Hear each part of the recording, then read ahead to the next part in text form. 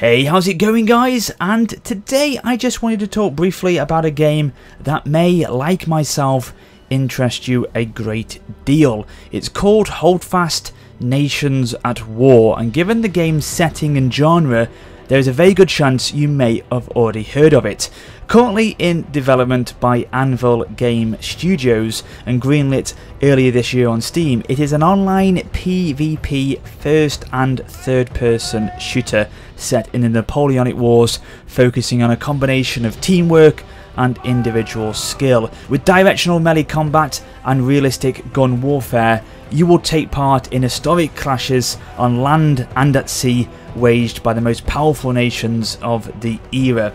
Now, I only found out about this game a few months ago on Twitter and really didn't know what to expect from it. I was curious, but as some of you may already know, I'm a big follower of the Napoleonic Era, with it being my favourite period of military history, so it very quickly caught my interest. And combined with the fact that I love these style of online multiplayer action RPG sort of shooter games, it was a great combination. And actually, on that subject, what is your favourite game in this genre? Let me know in the comments. Love to hear from you. I know a lot of you will probably say Mount & Blade, which is understandable. It's a terrific series. And speaking of that, there is definitely influence of that genre in Holdfast Nations at War.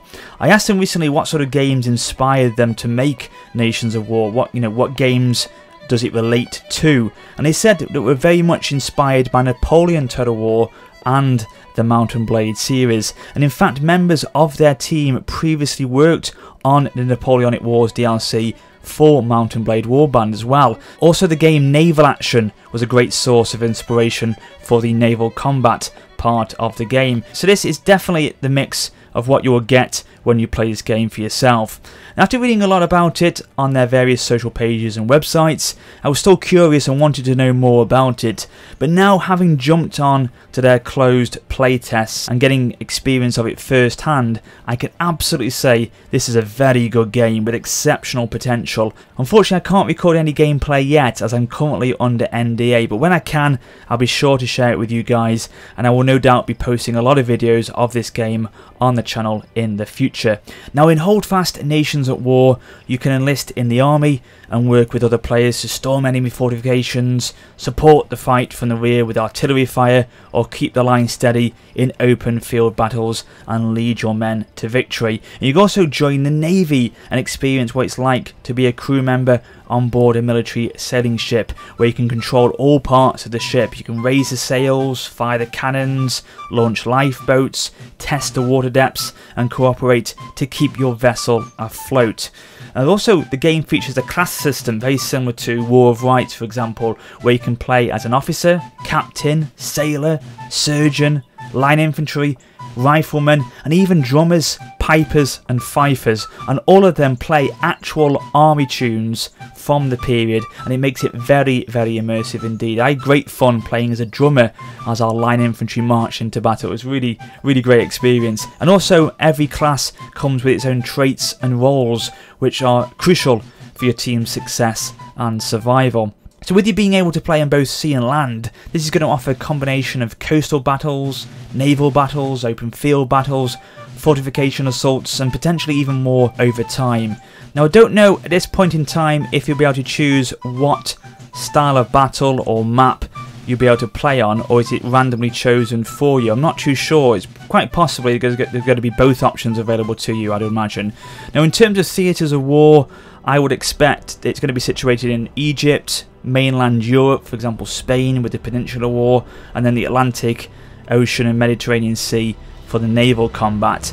But one thing is for sure, the game itself looks beautiful. It really has an eye-catching and vibrant art style to it to really absorb you into the time period. Now, in terms of release date, it is looking to go into Steam Early Access later this year. It's going to be priced around €20, I believe, which isn't too bad. So about £18 or $22. There hasn't been any Kickstarter or community funding for this game. It has been a self-funded project by the studio, but when it does hit early access, I think this is when the game will really move forward for a few reasons. It will open up its development with constant feedback from the community, as game developers have so far been very keen to hear people's thoughts on their playtests, and they have been pretty responsive to the suggestions that have been made.